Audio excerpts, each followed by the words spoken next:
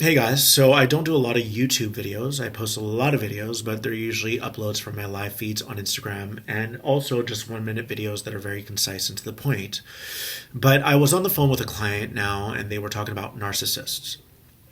And here's the thing, we have to stop throwing labels on people because if you have zero interest in playing in that reality of narcissism, a narcissist can't be in your life. So if you're attracting a narcissist, it means that you're still holding a energetic charge, if you will, within your cellular structure of your body that would attract that kind of thing into your life. All right. Now, a lot of us will attract people like that because we're supposed to step into our truth rather than to be in a disempowered state. So it's very likely that if you've ever attracted a narcissist, it became that because from the get-go you gave your power away and you didn't speak up when you needed to. So there's a file within your system, you can call it a corrupt file within your system, that is actually distorting your system, your operating system, that needs to be cleared. So everything that you're going to magnetize into your reality is reflecting something within you that has yet to be resolved. All right. So we have to stop throwing these labels. Everyone is a teacher, whether they're a narcissist or whatever it is.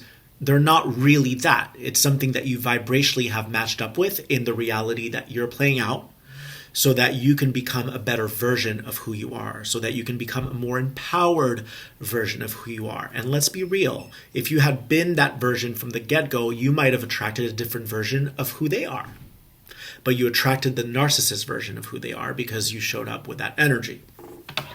So life is like that. We attract what we still hold within our bodies. And that is going to be mirrored back to you so that you can once and for all collapse that timeline, that older timeline that was comprised of your old belief system that you weren't good enough, that older timeline that was comprised of thoughts that were akashically inherited, right, from past lives or ancestrally inherited by your ancestors. We have to break the curse. We have to really bust through those paradigms in order to have new universes emerge. That's our work here. We're here to do that grid work.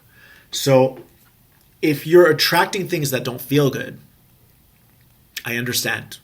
There are a lot of things that don't make me feel good. I've had a lot of lifetimes where I was violated and my safety was compromised. So there are times where I get upset if people don't hear my boundary. But then I try to place myself into the heart, always. And I try to see it from the overview, all right? From that higher version, from that fifth dimensional identity, or that multidimensional self. Is this a privilege? Yes, it is. It's a privilege that this person has entered my life. Am I upset right now? Yes, I acknowledge that too.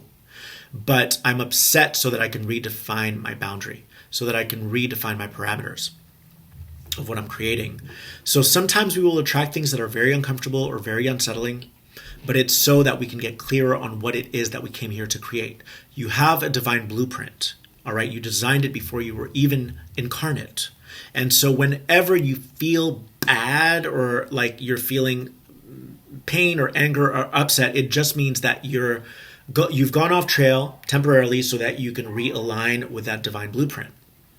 We don't feel good when we're not aligned with that higher version of who we are, that higher octave of who we are. But one thing's important, and I don't want this to be too long, but we have to stop throwing labels on people because we're still playing that game of separation. We're still in that separation consciousness. We're not really promoting that unity consciousness where they are part of the same soup as us, that vibrational soup of God, of source, whatever it is that you believe in, that makes you a better person.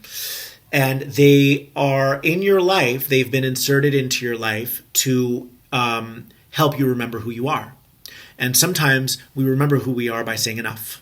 And the universe loves when we say enough. It loves it because in a way it's a reclaiming of your power that was taken from you or the power that you unknowingly or unconsciously gave away.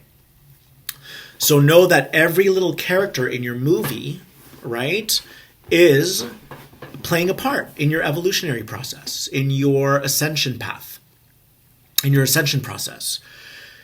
And if we can opt out of that game of duality where I'm better than you, or you're better than me, or you're vibrating lower, or you're a narcissist, and all that, then we can really start to recollect our past life, the good stuff. You can actually program your energy field to only remember the good stuff and draw those records from your Akash.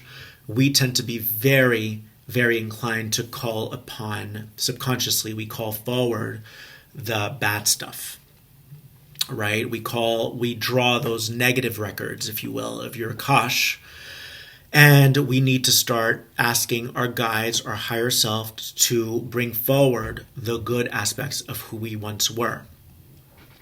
But with all the negative stuff, make sure not to look for it. It's going to show up when it needs to, because there's a clearing that needs to happen.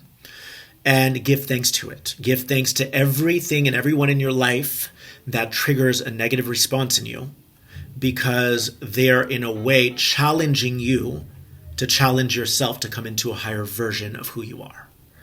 And if you can approach life from that standpoint, from that higher dimensional perception, you will truly ascend at a astronomical rate.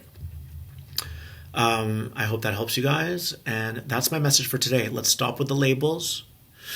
A narcissist can exist in your reality if you're not in vibrational resonance with that. An abuser can't be in your reality if you're not in resonance with that. You'll be able to tell that there's a narcissist there, but you won't take it in. You won't play in that reality, because that reality is obsolete to you and you refuse to go back to those old ways.